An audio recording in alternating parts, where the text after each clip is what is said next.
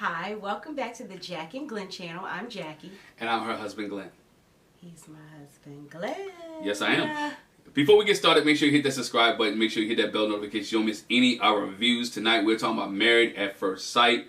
The weddings are over.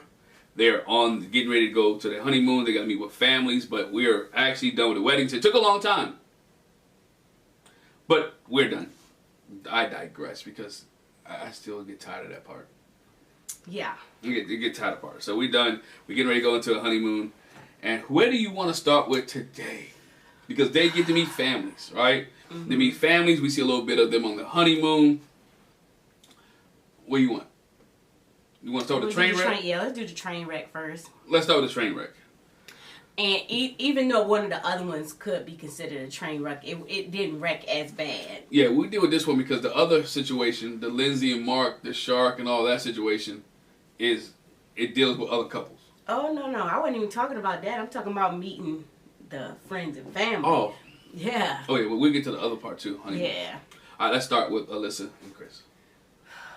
Okay, so we find out that they did have a conversation about how she was feeling. Yeah. But she didn't want to do it in front of cameras.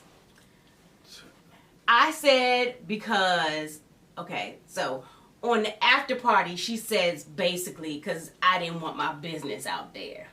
I didn't want to hurt anybody's feelings on camera.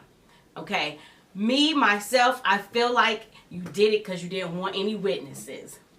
Oh. You wanted to be able to spin the narrative the way you wanted to, so it's best that we not have any cameras in the room. Definitely. I mean, she wanted to spin a narrative. She wasn't going to hurt his feelings. She just didn't want to hear what he had to say back to her. That too. And what he was going to say back to that her too. And how he was going to address her. Because you're mad at this man and you're upset with this guy and he has done nothing to you. He hasn't showed himself as condescending. He hasn't showed himself as overbearing. He has been nothing but nice and kind. And she got into the, we're not compatible. We're just so different. Yeah. I don't think, we're a good match.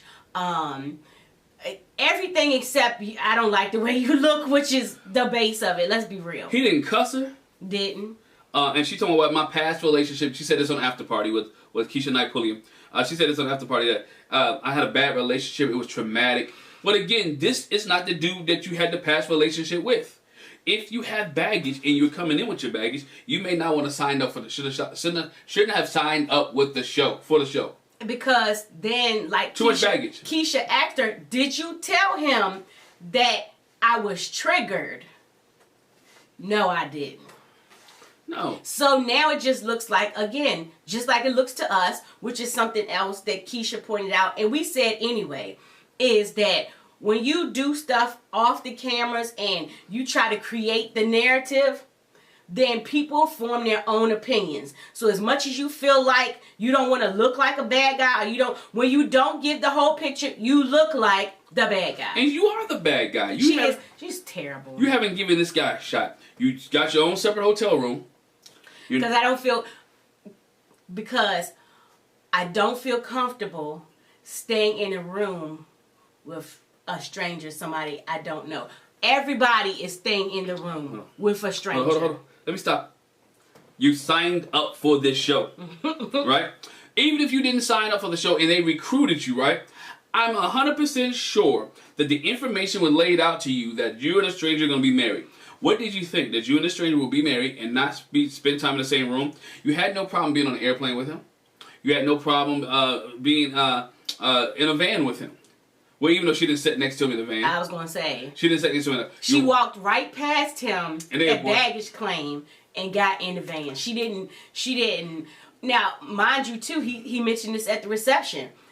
He kept trying to get close to her at the reception because she was dancing with her friends. She was here, she was there. Like they were separated in the reception. We'll see later, even when they get on the honeymoon. Mm-hmm. She doing her own thing. He's trying to involve himself. She is not having it. He even said when they was packing, all right, what do you like to do?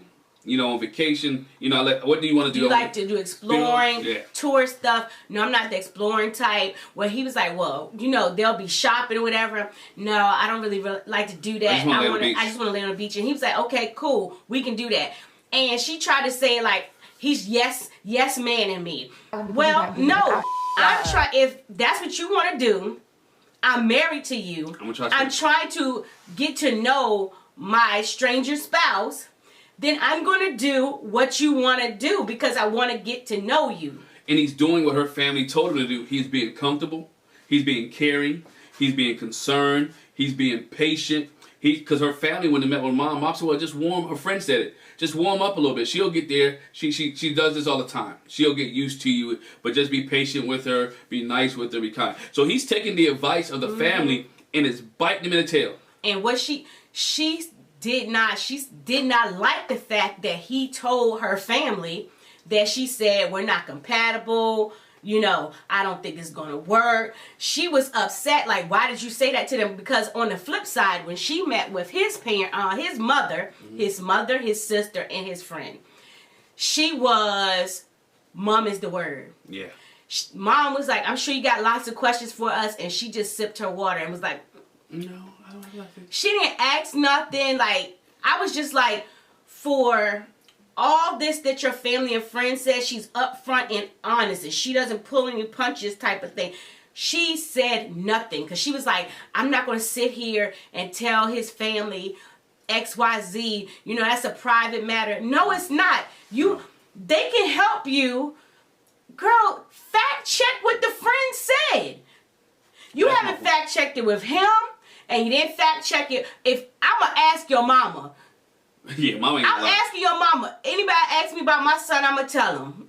I ain't going to tell on him right now. No, don't tell him on the video. You know what I'm saying? But if somebody asks me, would your son do this? Would your son do that? Like, I'm going to tell the truth. Yeah. Because I tell it to him. So, the best person that you could have fact checked with is the man's own mama. That was my biggest problem during this whole conversation, during the breakfast or the dinner, lunch, whatever they would eat. Brunch. The brunch with the family. She never asked.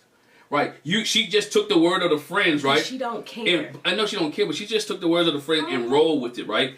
And at least ask him, look, or tell him, this is what I don't like. This is what disturbed me. This is what made me upset. And this is why. This is why. Is this part of your behavior? And the family basically just said, and my mom kind of gave her an answer, even though she didn't ask mom. He works all the time, right? He's so involved in work and this, that, and the other. She said, well, I can't be involved with somebody who's so much involved in work and all this stuff. She's just grasping at straws. You're involved with animals all the time. You like the animals so much. She's just trying to find anything. She was like, our hobbies are so different. Who gives a flick? Our hobbies are different. But who cares? You shouldn't have the same hobbies necessarily. Our hobbies, we're different hobbies. But again, you're supposed to support your spouse in their hobby. Whether you don't like it, learn about it, right? Involve yourself or try to get to understand it. She's not trying to get to understand it at all. Again, if there was ever a case for WWE, this ain't not one of my wrestling reviews. This is not a wrestling review. Not a wrestling review. This ain't your podcast. All right. If Married at First Sight, right? If Married at First Sight ever had a chance to do an annulment, this would be the case to do an annulment. But if I was Chris, I would make her do it, because you are not going to make me out like I'm the villain. You ain't happy. She says later, I'm not happy. You're not trying to be happy. She's not. He's like, I'm trying to get to know you. He was like, we probably spent all of 40 minutes. He spent more time with the other couples than he spent with his own wife. All of 40 minutes. And so when they get to Puerto Rico, well, first of all, let me say, her mom was really like, I think it could be a good thing, basically, if she gives it a chance, and I just don't feel like he should have to bend over backwards when she's not. They had the whole conversation about, do you think I'm trying? So you trying to say I haven't been trying? And he said, no. She said, are you calling me a liar? He said, no, well, she didn't say, are you calling me a liar? Did you say I'm lying? He was like, yeah, I don't feel like you tried. She flipped it to, he's calling me a freaking liar. No, let me tell you something, honey. In his opinion, it's a difference between lying, telling a lie, and being a liar. liars lie about everything. They don't know how to tell the truth. What he said to you is, you're not putting forth the effort in this. You can't convince me that you are. I know what effort looks like. You didn't stay in a room with me. No. You could have stayed, he could have slept in a chair. We didn't have to sleep in the same bed, but you haven't stayed in this, 2 nights now. You have not stayed in the room with this man. You're not trying. And when the room that she goes to, if you go back and watch, it has double beds, right? She could have been like, can we downgrade from a king to a double, right? And you could have double bed. Or you know what? I'll take the key and you sleep on the couch because their room was kind of like a suite. It's a honeymoon suite. You ever been in a honeymoon suite? There's an extra part of the room, right? So guess what? That's trying. We're gonna stay in the same room. We're gonna converse, and we're gonna try to make this thing work. You're not trying to make it work, and so she's trying to make people feel sorry for her. Stop feeling sorry for her. Tell them the truth. Look, it's not gonna work out. We don't like each other. I don't like you. Enjoy yourself in Puerto Rico. It just let's be friends, all right? We're not put on a front, but let's be friends. And again, the other couples have seen it, but not too many other couples have commented on it. But yeah, Michael made a comment. He was like, I don't really see them close to each other. They're not really interacting. I don't know what the disconnect is. But Chris said in his vignette, I'm sure the other couples noticed. And if Mike was any indication, and I'm sure some of the other couples are just as intuitive as Michael, they noticed it. And it's just a mess. I feel so bad for him. He just looks beat down. From day one. He looks beat down, and meanwhile she's saying, it's just as hard for me. I'm just as hurt. No, you're not. You hurt because, like he said, you expected perfection. You expected what you would normally pick, which is not the point of this process. Because if you did good picking, you wouldn't be on a freaking show. You wouldn't be on the show. But this is my other point to this. And the other Chris from the Atlanta season says this, and we know this to be true. You get married on a day, let's say a weekend, right? And then you have to go down to the courthouse. You have options to say, you know what? That's not for me. I'm not doing this. Because it's not really signed, sealed, and delivered yet until you go to the courthouse. Because nobody has marriage license yet. If she was feeling this way, and this is how she truly felt, back out. You know what? Producers, I'm sorry, I can't do it. Show is not on the air yet. I don't need the bread. Maybe she got to pay. She got to pay for them 10 wedding dresses that she got. But anyway. That's what I said. So, but again, I'm not doing this. It's not for me. It's not the guy I want. And bow out, right? Bow out gracefully. It's okay. I think at that point, maybe I'm not. It would be no harm, no foul. Nothing's on TV. They can go pick another couple. They can go do another wedding. You just adding another day or two, maybe 3 days to the wedding process. Or just say, you know what, scrap it. Let's go with 4 couples. That too. And the other thing I want to point out, and we can move from them because this is just ridiculous, is that he was like, do you want to continue in the process? What you want to do? And she kept talking about, I want to finish the experience. She never said marriage. I never actually heard her say out of her mouth the friendship thing. She don't say husband. He said, you know what I'm saying? He was like, we can have a friendship. She was like, I want to try, at least try to make it to the end. She never said it as a married couple. Like, I'm going to try to work it out with you. She never said that. And it's a contractual agreement that she wants to finish so she can get her full payday. And so even on the after party, she got so upset that she walked off stage. And Keisha was like, well, I expected this. See, it says something when you try to play the victim. People are not just, when you play the victim. And then the other thing is, when Keisha didn't ask her any hard questions. No. She said, we're trying to understand. We're trying to look at it from your point of view. It says a lot when people are asked questions that you should expect the answer to. You should expect to be asked. And she walked out on him. I'm not going to sit here while he calls me a liar. She walked out at the after party when Keisha was asking basic questions like, what happened? She wouldn't even come after her neck. Now, she did better than Jamie Otis, in my opinion. But she did not come for her. Absolutely she did. Because God knows if it had been me, I'd have dragged her. It's tough questions. Again, this is what you signed up for. You portrayed yourself this way, and guess what? There will be observations of people say you didn't try. And we're all not stupid, right? Mm-hmm. People who watch y'all who watching this review, those who watch and look at Instagram and whatever case may be, you're not stupid. You're not trying. You're not showing this man any attention, any love. You didn't even look at it. You didn't like his teeth. You didn't like the way his head combed over. You may not like the fact that he's a little chubby or he looks like a real estate agent. Your words, not mine. And so therefore, she said, I'm not even going to give this a shot. He could be the nicest man in the world. And he seems that way. He could have the most money in the world, and she still is. She's out. She's done. To me, if 18 hours in. 18 hours in, she's done. To me, I think that's the record. There was another couple. 18 hours. Other in, couple that from done. Season 4, I believe, didn't make it after the honeymoon. They didn't make it after day 1. That's what I'm saying. Yeah, not even 24 hours. Not even 24 hours. 18 hours into it, she's like, yeah, not feeling that.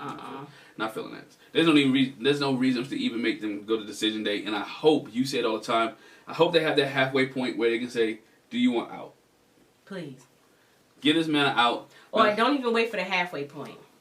When they come back from this honeymoon and they need to meet with the experts right away and just be like, wash your hands up. They probably won't ever do it, but Chris should be on the show and redo. Remember they used to do Married at First Sight, Second Chances? They did it one time. Yep. Put Chris on Married at First Sight, Second Chance.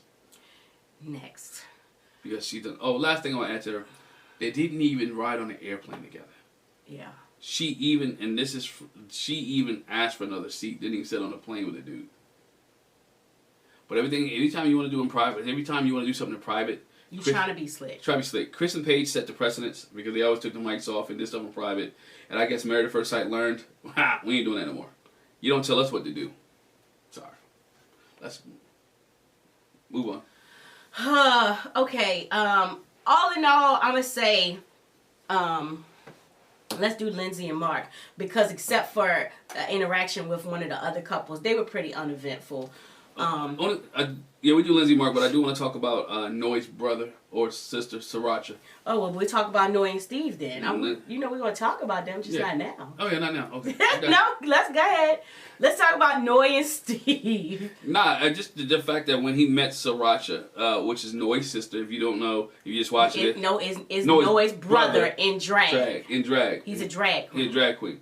And he said he dressed up like Sriracha because he wanted to see Steve's reaction. Yes, and I think he handled it very well. Yeah, Steve handled it very well. And even handled Sriracha's questions very well because of what questions that she asked him was, how do you manage my sister? How do you manage a job? What happens if y'all have babies? Do you want babies? What's going on? Even Noy's mom, don't even know how to pronounce her name. N-I-O-U. Yeah. Was like, if you want babies, you need to have a job. And she sips. She sips. But again, Steve handled it The dad was very quiet. Like, dad's name is Lamb, I think. He didn't say anything. He didn't say anything. I mean, Steve got freelance. He talked about his freelance jobs up and down. He is making money. All right. I said it again. If a guy can go 4 months or go on trips and be gone 4 months and still survive, that means he has some money stocked up. Mm-hmm. Some money's there somewhere. Or his freelance jobs that he do as a consultant, whatever the case may be, gives him enough money to go away and do these things. So I don't think he has a problem with making income. I don't think he has a problem with gaining income. He wants to be able to gain it and earn it on his own terms, which is an entrepreneur. Everybody's not fit for a 9-to-5. It is what it is. People want people to be fit in a 9-to-5 stuck job. And he has an engineering degree. Yeah, it makes money, but a 9-to-5 may not be for him. Consulting may be what he needs to do. He may need to build a clientele up where he has the clientele to be able to do his own thing. But in the end, even as a consultant when you're freelancing, that's still like a 9-to-5. The biggest thing with her is, and a lot of women, period, is if you're going to be an entrepreneur, if you're going to do freelance, there's a certain level of bringing in money that needs to be there. You see what I'm saying? It's security. Because, listen, in college, we went to sociology class, we talked about what makes somebody marriable. Mm-hmm. And that's one of the things. You want to be secure. You want to have security and make sure that we're not going to be eating beans and weenies because you ain't got no money. They used to rice and beans. So for some women, they don't want to have to support their husband. Right. I want to know that we're either you're doing more than me, or we at least on the same level. Shoot, we saw that with Mirla and Gil. Yeah. When it boiled down to it, that's what it was. So, you know, and that's her thing. She was like, I want to have kids, but just like the mama said, I'm not going to have kids if I don't know we got a sure enough income. Yeah. And so with, you know, entrepreneur or freelance, we know that comes, you know, over time, you know, and it can be up and down. And hey, same thing when she met with his family. Both conversations were about him not having a regular job. His dad said he was a what, vagabond? A vagabond? Vagabond, yeah. Is that what he said? He said a vagabond. Again, he does whatever comes to his mind. He travels, he moves on. I think Steve is a free-spirited person, which he has to settle down and realize that he has a family. It's much more than just him. And much more than just, he has to take care of somebody else. He has to be considerate to someone else. And I think he will do that. And I think he's doing all the right things, saying all the right things. And I think after the honeymoon, we'll see that the intentional effort for him to have stable employment. Mm-hmm.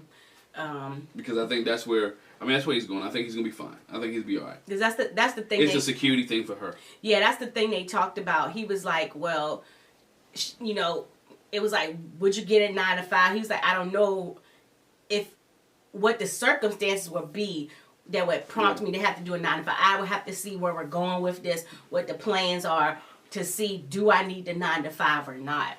Yeah. But it's always, I mean, it's nothing wrong with entrepreneurship, but in the end, at your base, you want to make sure that your expenses are covered. Right. So whatever you got to do to get your expenses covered, you might need to augment, you might need to supplement, but especially when it comes to in a marriage, you want your spouse, whether it's the husband or the wife, or the wife or the husband, you know, you want your spouse to be comfortable. You don't want that to be a bone of contention. So hopefully they'll get that, you know, squared away. They will, and they feel comfortable because we see them on the honeymoon interacting very well with each other. Mm-hmm. She feels comfortable with him. We find out that she's scared of heights. When they were on the balcony. He held her up. He was like, you know, you want to look down? And she was like, no, I'm not looking down. He was like, well, you know, I'm looking down. She was like, well, you're tall. You look down anyway all the time. You're so tall. Yeah. So, but he was very confident to her, you know, put his arm around her like, I got you. Don't worry about it.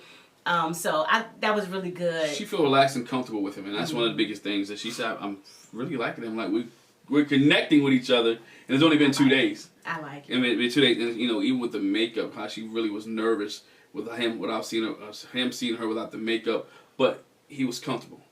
And yeah, because without the makeup, she still don't look bad. Nah, she was comfortable. So I mean, she wasn't one of them people. She take her whole face off when you take makeup off. Y'all be scaring folks. Y'all be scaring people. I'm sorry, but you know, and so.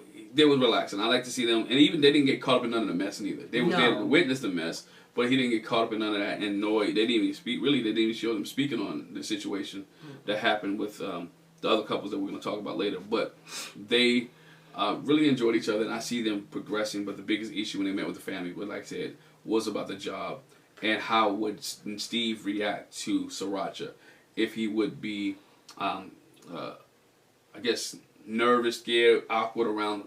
Her brother, who is a drag queen. So, and he did, like I said, you said it and I said it, he handled it well. Sriracha brought the spice. And Sriracha brought the spice. So it was effective and it worked. Moved on. So it wasn't much with Steve and Noy. Mm-mm. Not much at all. It was really simple. Let's go to the other least explosive couple. Jasmina. And Michael. Okay. That's another name. Michael's don't do well on the show neither. Sometimes. I'm just saying.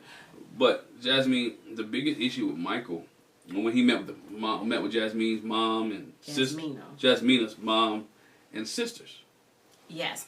And so we already know that her mom, Kimberly, is reluctant. Yes. Very reluctant. She was reluctant when she heard about it. She got a little bit better, you know, wedding day and when she talked to him at the reception. But she's back to, I don't know. Yeah, she's not feeling it, and she's like, what he was saying was superficial. Like, he's giving the right answers, but there was no substance to it. That he was saying all the right things, but she wants to see, not only she wants to see him say the right things, she wants him to do the right things and not break Jasmina's heart. Don't do anything to destroy her confidence, destroy who she is, her ability to love. Basically like a real mama. Look, take care of my baby. I don't agree with this process. She wants to do it. I'm supporting her, but I don't like you. I'm watching you. I got eyes on you. we're watching you, right? And so that was the biggest thing with him. She's watching. Now on the flip side, Jasmina met with Michael's 2 sisters. We know he's got at least 3. Right. 3 or 4. But at least 3. And they were very welcoming to her. They were very welcoming. Yeah. They talked to her about how Michael is. Sometimes he can be pessimistic. He goes on to the negative side of things. So just watch that with him. Yeah. And then we saw when Jasmina and Michael had a conversation about the situation that transpired, she saw that come out. Because they had a conversation about how he was like, when you're dealing with different people and different groups of people and you don't know each other, there's bound to be conflict. And Jasmina was like, there doesn't have to be conflict. That's not how she said that's not how I see it. Right. I don't look at it like that. And we talked about that too. We're the type of people like Jasmina. It's like, so just because I come into a diverse group of people doesn't mean there's going to be an issue. Yeah. We don't say it's going to be an issue till there is an issue. I surveyed the room. I mean, I surveyed the room. I surveyed the people, and I'm entering it.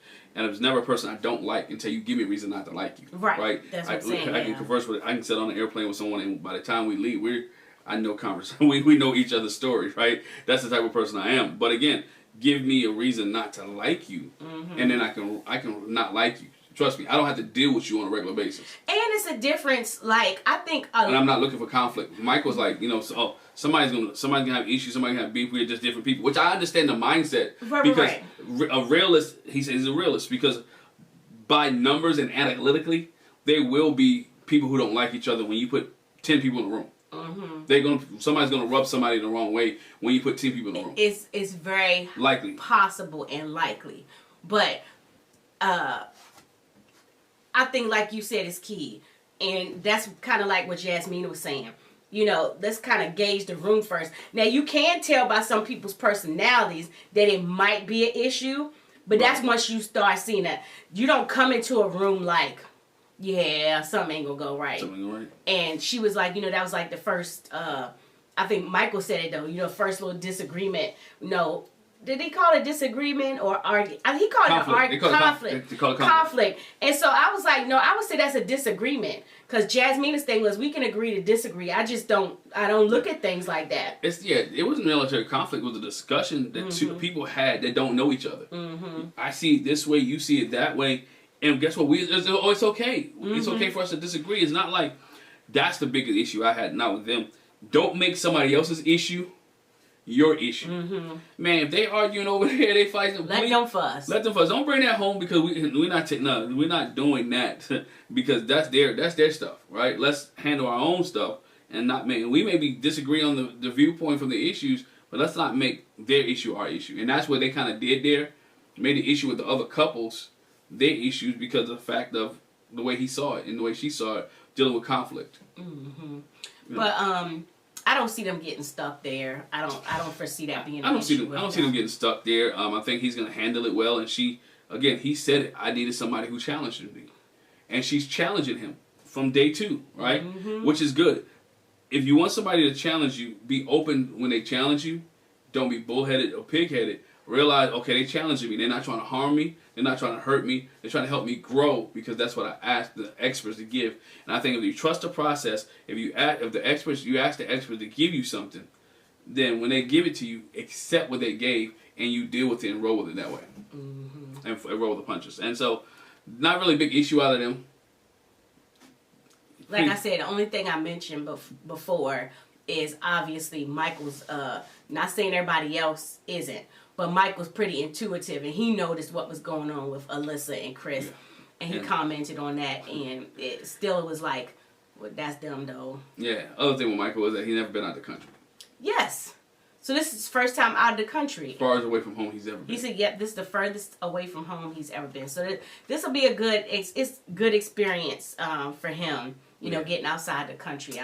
I'm looking forward to see. He's not Henry. What they do. That everything will be his first. This is my first time on a canoe. This is my first time with a paddle in my hand. This is my first time. No, we won't. I don't think we have that problem. All right, but let's get to the two couples. Let's get with Lindsay and Mark. Okay. Which kind of go with Elijah Wan and Katina, but absolutely, we'll deal with Lindsay and Mark first. Yeah. So we see Lindsay and Mark. Everybody woke up and had, you know, a little brunch and had a breakfast the night after the wedding. Right. So, you know, they chatted it up then. And so before they go to Puerto Rico, they meet with the family. And Lindsay met with some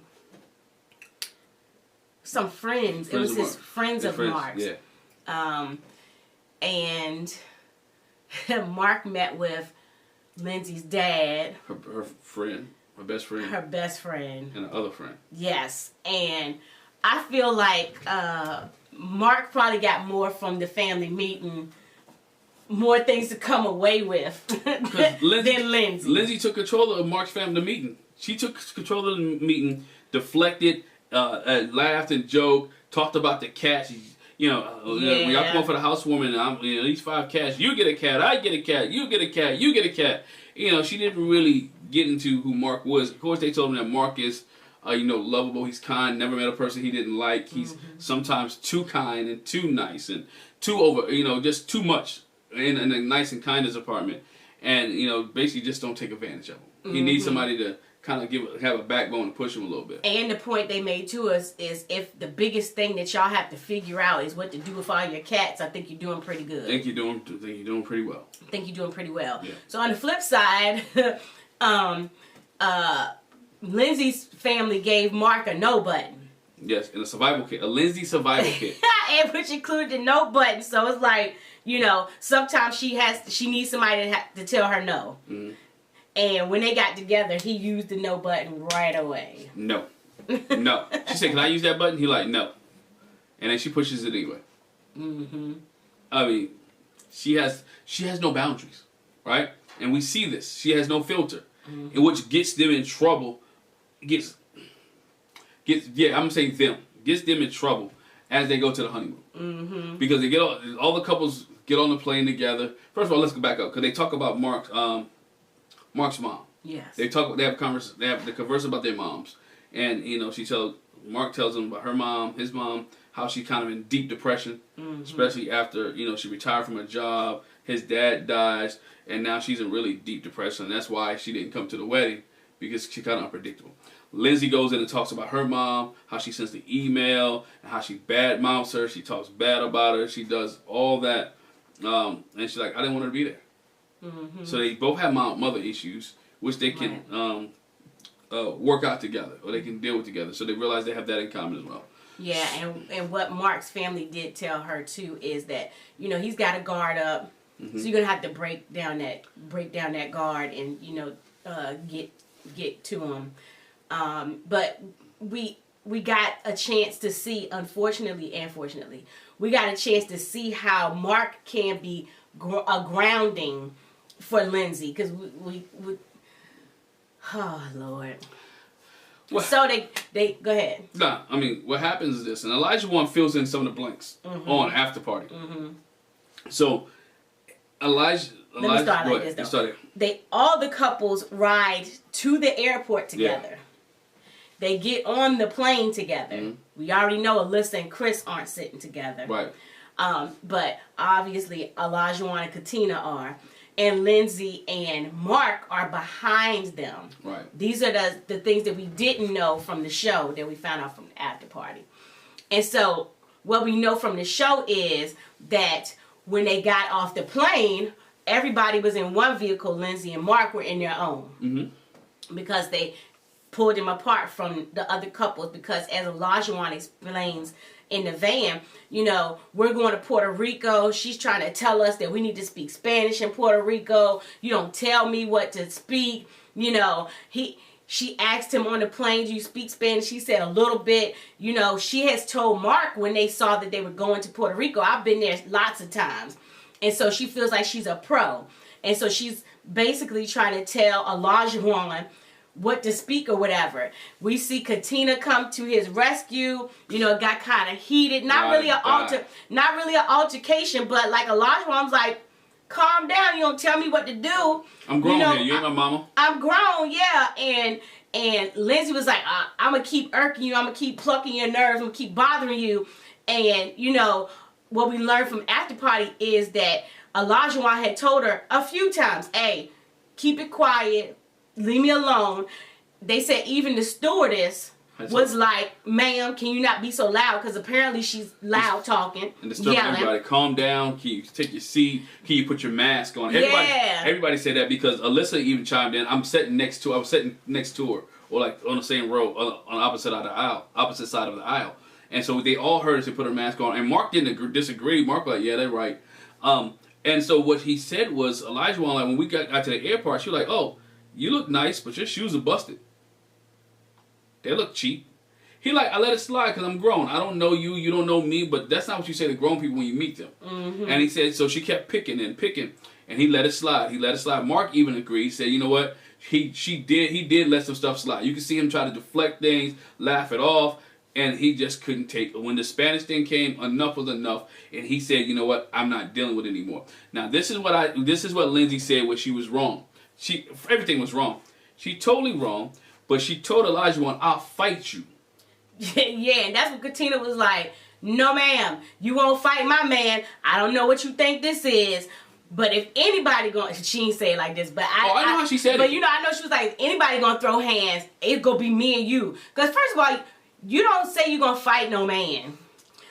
Olajuwon with them big muscles, football playing self, weightlifting self, you gonna get knocked out. And then you're gonna be mad because he hit you. I'm not a proponent of hitting, but you can't pick with people but so much because and talking about you're gonna fight them. I'm gonna say this: I'm not a proponent of men hitting women ever at all. And never put hands on women. I tell my son. And I'm not saying that he should. I'm not telling my son put hands on a woman, but this is what you have to understand. You don't poke a bear. You don't poke a bear, and you don't know how people were raised, right? You don't know. He might have been raised to beat the brakes off a woman. Right. You don't know people's lifestyle. You don't know how that people was trained up. Things psychologically affect people, right? We come to their family where people say if someone hits you.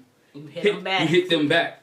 And so in that moment, there are people who psychologically been hearing that for 15, 20 years. Someone hits you, and hit them back. It don't matter if you male or female. Hit you back. They hit you, you hit them back. And so you hit them, they forget the fact that you are a female. Mm-hmm. They forget the fact that you are a male. They forget the fact that you're 6 feet tall. They forget the fact that you're 5'11". They forget the fact that you got muscles. All they know is you hit me, and I've been told thousands of times, if someone hit me, hit them back. So you never. It could have really went bad. It could have really went bad. And the other dynamic, and I want to bring in a point, and I know some people may not like this. You're a Caucasian woman who's yelling and telling an African American man to hit you. Never a good situation. Or I want to fight you. Never a good situation at all. And it's the likelihood of it being taken out of context, like he did something to you. Because what she said too, when they went for drinks, Mark went, she didn't. She basically was like, I was triggered. You know, he started raising up. Basically, he got swollen in the chest. You know, I felt threatened. But you started it. Yeah. But you started it. And so, myself, a lot of times, gosh, and anyway, I don't believe that what she perceived is what actually happened. Because we've seen it too many times. I'm just saying people in general make up stuff. You imagine stuff. Yeah. And from the way they talked about it, even when Mark talked about it, he didn't say it like Olajuwon was threatening to her at all. It could have went real south. If that was Chris, it would have got bad. The other Chris. Man, you have to be so careful. Which, you know, that kind of goes to what Michael was saying. Again, And Olajuwon says it when they were at the beach, you know, on the side, the patio. He was like, you know, it's all different kind of personalities. We're all different people. Like you said, you don't know how it's going to go. So you don't rub people the wrong way. But that seems to be her personality. But Mark had to really clean up her mess. I'm sorry. He had to really clean up her mess. Unless he reels it in or they really get an understanding, he's going to always be cleaning up her mess. Mm-hmm. I'm here to be married to you. I'm not here to put out all your fires. Right. I'm not here to put out every fire that you start, and I'm be the one, because guess what? The person who starts the fire usually is not the one who get burnt. No. Right? The person who starts the fire is usually not the one who suffers the most damage. It's the person who's trying to put out the fire is the casualty. And Mark handled it well. I mean, hats off to Mark, the way he interacted with the group, and the way he talked, and hats off to Olajuwon for saying, you know what, we're here. We're going to let it go. Let it slide. Yeah, because they were like, if she apologizes to you, will it be okay? And Olajuwon was like, you know what? I don't even need an apology. I'm here for my wife. I just needed to change from this point on, but she ain't got to apologize to me. Yeah. Katina was like, I'm not fooling with her. I'm not dealing with her. I don't feel comfortable. Like, keep her away from me. I get it. I can't be around her for like... Because she's too much. She's too much. It's like she's always on 100. So, Katina has some beef with her. Olajuwon's like, I'm cool, let it slide. Mark did a good job by putting out the fire. The rest of the group could care less, right? They just want to enjoy Puerto Rico, have fun, and enjoy. Alyssa just wants to be Alyssa. I mean, it is what it is. But everybody was cool. Lindsay, you know, appreciated Mark for putting out the fire. Thanked Mark for understanding her, for listening to her. She had tears. For having my back. Having my back. I think she's cried more on the last couple episodes than Zach did all last season. But she's a crier. No. No. But no, she's a crier. But again, Katina and Olajuwon, there was no sex in the champagne room. Yeah, no sex in the champagne room. But you can see they ride or die for each other already. They built a relationship with each other already. Mm-hmm. And what we saw was, go back to their hotel visit, that they are asking the right questions. Mm-hmm. He's told her that he's been a player. Mm-hmm. She has told him that she had an F buddy. Mm-hmm. And so they both understand each other. Mm-hmm. Now, when it comes to the families, that's a different story. One thing I want to add right there is, again, there was no sex in the champagne room, but also a lot of kissing. But Katina and Olajuwon admitted, I'm not a good cuddler. I'm gonna have to work on the cuddling. She was like, he did not do good with that. So that leads me to believe he didn't do no whole lot of cuddling. He tried other things. He was trying to stick and move. And that's the one thing they talked about too. Yeah. For my previous experience, he was like, so you had a lot of girls, you know, he was like, I guess you could call it cheating, but it wasn't really cheating because I never labeled the relationship. So, you know, I never put boundaries on, like, this is my girlfriend, so they could say I cheated. You know, I had a lot of friends. And he said on after party, when they had a conversation, he said the more she talked, it was like, oh, this the kind of chick I would have messed with. This kind of chick I would have messed with. She sounded like the kind of chick I would have messed with. But yeah, so we saw Katina have, I was hoping it was his mom, but it wasn't his mom. It was his second mom. Yeah. Katina met with his Olajuwon's second mom, and she gave him, Katina rather, a little gift. Was like, I've been his cheerleader, I've been his supporter, and so what I want to do is basically pass the baton to you. And so what she did was she gave her a bag with a t-shirt and hats. This is what I would wear when I was out supporting his football game, and so this is what I'm giving to you. I think to keep smiling. Mm-hmm. Yeah. Yeah, and so I thought that was good. You know, she really understands Katina now, you know, from the second mother's point of view, because he still haven't talked to the mom. I don't know if she's going to make an appearance at all this season, and it wouldn't be the first time, because, you know, we've had parents that didn't want to participate in Married at First Sight. But on the flip side, Olajuwon meets with Katina's friends. Oh boy! And her friend Jelani went in on him. It's like, basically, well, you really ready for this process? She don't need nobody playing with her emotions. You sound like you here for the get up, for to become a star. And he was like, dog, I'm not here for the BS. I'm not here for BS. I'm here because I want to be married. I used to be that guy. And I believe Olajuwon. I believe he's being honest. He's being truthful. He really wants this thing to work out. And Jelani like is not feeling it. And Elijah once said something that I say, I ain't trying to make no grown man like me, dog. Yeah. He said, I told you before, Katina, I'm going to say it again. He said, I'm not vying for no grown man to like me. Either you like me or you don't. It just is what it is. But that's what real men do. If you either you like me or you're not. I don't have to deal with you. I don't have to. We married, even though that's her friend. Yo, dog, we can be cordial, but guess what? It's gonna take me a minute to get there. And if we don't ever get there, it's cool with me. Mm-hmm. Because the love I have for this one right here is greater than what you have. And I mean, that's what it is. But Katina was like, you know, Jelani gives me some sound advice. He gives me good things. He's definitely my protector, so he's going to look out for me. And so that's to be expected. And she's like, it's a red flag. I'm going to put it in my pocket. I'm just going to hold on to it. What you going to do? Throw the flag like in a football game? Flag on the play. Well, you know, so. Yeah, so Elijah understood that, but again, he was like, it is what it is. It is what it is. And we already talked about how he responded to the whole Lindsay thing. You know, it's like, hey, water under the bridge. Let's move on from here. Let's move on from here.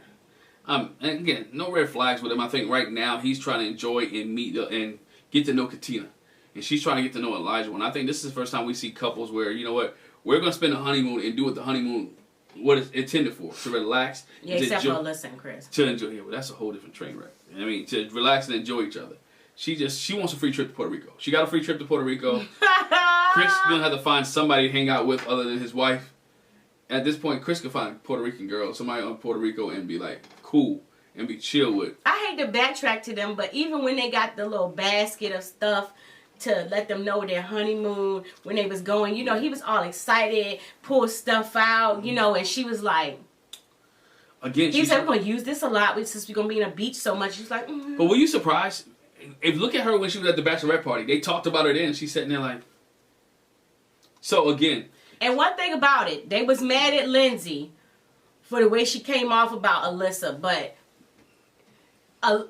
Lindsay is a lot, but she right about Alyssa. She's very shallow and superficial. I don't think we're gonna see nothing different. Wait, before we see the thing. I don't think we're seeing it. But so far, I think the couples themselves, between the husband and wife, they're getting along well. Yeah, the couples are getting along. They're meshing very well with each other. You see they like each other. They're trying to build that cohesiveness, and they try to build that relationship there. Even, truth be told, even Alyssa's trying to build a relationship with them. She's trying to build a relationship with the couples more so she is Mark. So she's going to have a relationship with the couples of the other girls. She just won't have a relationship with Mark. And she won't be able to, when it gets to the part where they actually start talking about her relationship with the other females, she won't be able to explain what's going on. And I hope Lindsay will be able to get with the other ladies and have some peace. Doesn't look like that from the previews. It look like her and Katina gets into it on the next episode, or Katina at least says what's on her mind. We know that there's some women who just can't let things go. And guess what? Until I say my piece, it's always going to be. And I think after Katina says her piece next week to Lindsay, I think it is what it is. But Elijah told her to let it go. I don't think she can let it go. And she got to get off her My chest. advice to Mark and my advice to anybody watch, stop putting out fires for people who keep causing fires. Tell them to stop setting fires. If you feel like you're putting out fires all the time, get some counseling, get some help. It only ends bad. Yeah. There's a difference between putting out fires and protecting your spouse. Right. Right? If something happens or somebody doesn't do it, but if she keeps putting out fires, he keep putting up fires and walls and doing all this stuff, the owner can protect you for so much. Yeah, hopefully it won't be such a rub like we saw before, you know, on the previous season with, you know, Chris and Chris getting up from the table. Yeah. What you trying to fight me, man? And Vincent trying to hold him back. You know, I don't foresee it being anything like that. But after this, you know, we do have the honeymoon time. Obviously, they have to spend time as a couple, but they will have some interaction with each other. But hopefully they can, everybody can kind of get closer with each other. And I have hope for everybody. Like so far I'm liking as couples. I'm not liking, you know, the dynamic amongst all the couples together. But as the husband and wives, I think everybody's okay for right now, except for poor Chris. Poor Chris, man. Feel bad for Chris. Ain't nothing else we can say. But I feel bad for Chris. Yeah, I feel overall that this episode was like, we're starting to see things develop, which this is where I really like to see anyway, because the weddings just bog me down. I feel like this could have been an hour though. Yeah. As opposed to 2. That's what I was gonna say. It was all in all, it's like uneventful. It's nothing that really Stuck out. But Alyssa needs some help. Elijah wants being very forgiving. Katina, you know, is patient with everybody except for Lindsay, and Lindsay is a fire starter. And Mark is a very compassionate guy who's going to fighter. He's a firefighter, right? He's a firefighter. But nonetheless, make sure you hit the subscribe button, hit that bell notification. Don't make sure you don't miss any of our episodes or reviews. Appreciate you. Thank you for joining us. Once again, hit the subscribe button and the bell notification. Bye. Bye.